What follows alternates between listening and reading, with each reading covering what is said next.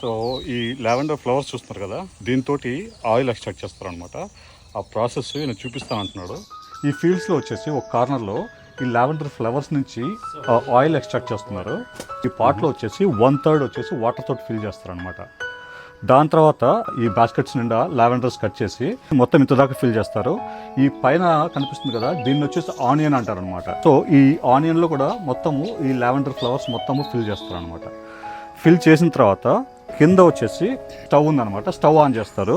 Stove on చేసిన తర్వాత ఈ గేజ్లో అరౌండ్ 40 degrees అట్లా రీచ్ అయిన తర్వాత లోపల నుంచి స్టీమ్ అయితే ఫామ్ అవుతుంది. అంటే ఆ స్టీమ్ మొత్తము ఆ కాయిల్లో రన్ అయితే ఆ ఫ్యూమ్స్ ఉన్నాయి కదా, ఒక వాటర్ లాగా ఫామ్ అయ్యి ఇదిగో ఇక్కడ నుంచి డ్రిప్ అవుతూ ఉంటుంది అనమాట.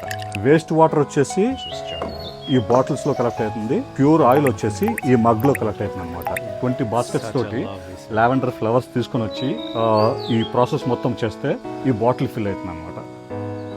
సో ఇంత మాన్యువల్ ప్రాసెస్ అయితే ఉంది, అందుకే ఇది చాలా ఎక్స్పెన్సివ్ అనమాట.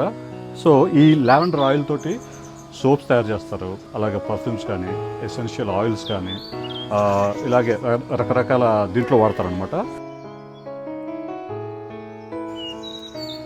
10 ml ఆయిల్ వచ్చేసి $20 అనమాట. సో దాన్ని బట్టి ఆలోచించుకోండి ఎంత ఎక్స్పెన్సివ్ అయ్యేది.